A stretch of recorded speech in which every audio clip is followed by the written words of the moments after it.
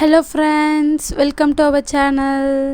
So இன்றைக்கி நம்ம என்ன ரெசிபி பார்க்க போகிறோன்னா ராகி பிஸ்கெட் ரெசிபி பார்க்க போகிறோம்.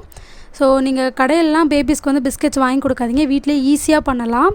ரொம்ப கம்மி இன்க்ரீடியன்ட்ஸ் வச்சே பண்ணலாம். சரி வாங்க இப்போ அது எப்படி பண்ணலான்னு பார்க்கலாம். ஃபஸ்ட்டு வந்து ராகி மாவு எடுத்துக்கோங்க. அது வந்து ஒரு 2 மினிட்ஸ் வந்து அடி கனமான இருக்க பாத்திரத்தில் வந்து வறுத்து எடுத்துக்கோங்க. அப்போ தான் அந்த பச்சை ஸ்மெல் வந்து வராது. ஸோ அது வந்து 80 கிராம் நான் எடுத்திருக்கேன். அந்தளவு கரெக்டாக மெஷர்மெண்ட் வச்சு எடுத்துக்கோங்க. அடுத்து வந்து அதே மாதிரி கோதுமை மாவு எடுத்திருக்கேன், அதுவும் 80 கிராம் எடுத்திருக்கேன். நாட்டு சக்கரை வந்து அப்படியே சலித்து எடுத்துக்கோங்க, இல்லைனா கட்டி கட்டியாக இருக்கும், அதுவும் 80 கிராம். இது எல்லாமே ஈக்குவல் அமௌண்ட்டில் எடுத்துக்கோங்க. அப்புறம் வெண்ணெயும் 80 கிராம் எடுத்திருக்கேன். அது இல்லாமல் பால் வந்து தேவையான அளவு நம்ம மாவு பிசைறதுக்கு கொஞ்சம் கொஞ்சமாக ஊற்றி அது கொஞ்சம் எடுத்துக்கோங்க. அப்புறம் சால்ட் வந்து 1/4 டீஸ்பூன் எடுத்திருக்கேன். அது வந்து தேவையான அளவு மிக்ஸ் பண்ணிக்கலாம். அதுக்கப்புறம் என்னென்னா கொஞ்சமாக வந்து பேக்கிங் பவுடரும் வெண்ணிலா எசன்ஸு லெமன் ஆட் பண்ணிக்கலாம். ஸோ ஃபஸ்ட் வந்து ஒரு பவுல் எடுத்துக்கோங்க, இதில் பட்டர் ஆட் பண்ணிக்கலாம். நான் வந்து இப்போ நல்லா ஃப்ரிட்ஜ்லேருந்து எடுத்ததுனால ரொம்ப டைட்டாக இருக்குது பட்டரு. ஸோ நீங்கள் வந்து நார்மலாக ரூம் டெம்பரேச்சரில் வச்சு பட்டர் எடுத்துக்கோங்க. ஸோ இதை ஃபுல்லாக இப்போ வந்து ஸ்க்ராம்பிள் பண்ண மாதிரி ஸ்பூனில் வச்சு இது பண்ணி விட்டுருங்க. பாருங்கள் பட்டர் ரொம்ப டைட்டாக இருக்குது. ஸோ நீங்கள் கொஞ்சம் அந்த சில்னஸ் குறைஞ்சதுக்கப்புறம் எடுத்துக்கோங்க. நான் இதை ஃபுல்லாக உங்களுக்கு ஸ்க்ராம்பிள் பண்ணிட்டு காமிக்கிறேன்.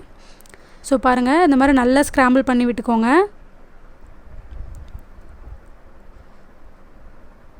இது ஒரு சைடு வச்சுட்டு நம்ம ஃபஸ்ட்டு வந்து மாவு எல்லாத்தையுமே வந்து மிக்ஸ் பண்ணிக்கலாம்.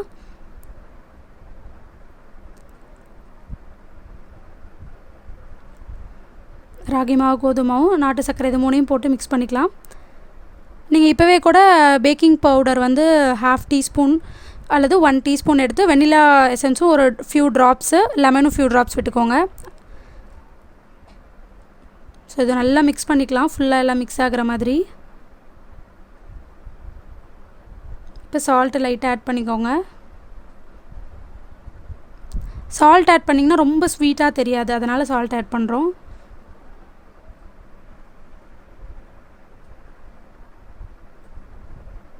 ஸோ நல்லா மிக்ஸ் பண்ணதுக்கப்புறம் நம்ம இதில் பட்டர் சேர்த்து ஃபுல்லாக மிக்ஸ் பண்ணிக்கலாம்.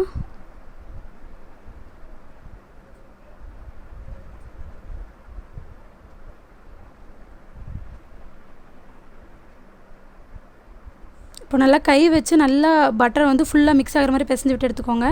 ஸோ இப்போ பாருங்கள் 1 டீஸ்பூன் பேக்கிங் பவுடர் எடுத்துக்கோங்க. இதுக்கு பேக்கிங் சோடா தேவையில்லை. ஸோ இது 1/2 டீஸ்பூனால் நான் 2 டீஸ்பூன் போடுறேன். 1 டீஸ்பூன் வந்து பேக்கிங் பவுடர், ஃபியூ ட்ராப்ஸ் வந்து வெனிலா எசன்ஸ் விட்டுக்கோங்க. இது வந்து கம்ப்ளீட்லி ஆப்ஷனல், வேணும்னா போட்டு இருந்தால் யூஸ் பண்ணுங்கள், இல்லைனா விட்டுருங்க ஒரு ஃப்ளேவருக்காக. ஸோ ஒரு ஃபியூ 2 to 3 ட்ராப்ஸ் வந்து லெமன் விட்டுக்கலாம்.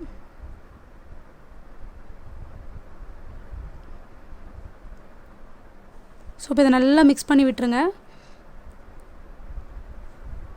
பாருங்கள் இப்போ நல்லா ஸ்க்ராம்பிள் நல்லா ஃபுல்லாக எல்லாமே மிக்ஸ் ஆகிருக்கு.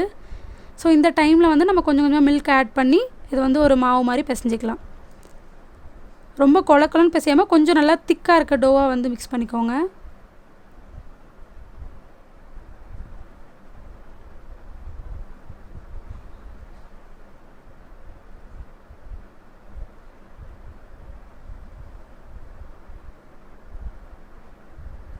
ஸோ பாருங்கள் இப்போ நல்லா இந்த மாதிரி டோ வந்துருச்சு. ஸோ குக்கரில் வந்து சால்ட் வச்சு இது மேலே ஒரு அந்த சாப்பாடு சூடு பிடிக்காமல் வைப்போம்ல, அதை வச்சு அது மேலே ஸ்டாண்ட் மாதிரி வச்சுக்கோங்க.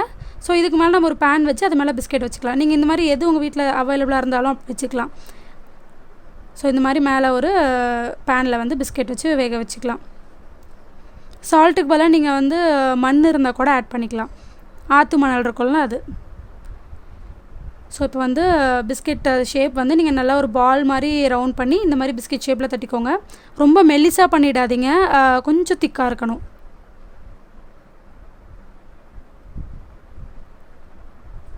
ஸோ இந்த பேனில் வந்து பட்டர் வச்சு க்ரீஸ் பண்ணிவிட்டு அது மேலே இதை வச்சுக்கோங்க. ஸோ பாருங்கள் இது எல்லாமே வந்து ஸோ இப்போ நான் மேலே வந்து முந்திரி திராட்சைலாம் வச்சு டெக்கரேட் பண்ணியிருக்கேன். ஸோ உங்களுக்கு எந்த மாதிரி டிசைன்ஸ்லாம் பிடிக்குமோ நீங்கள் அந்த மாதிரி பண்ணிக்கலாம்.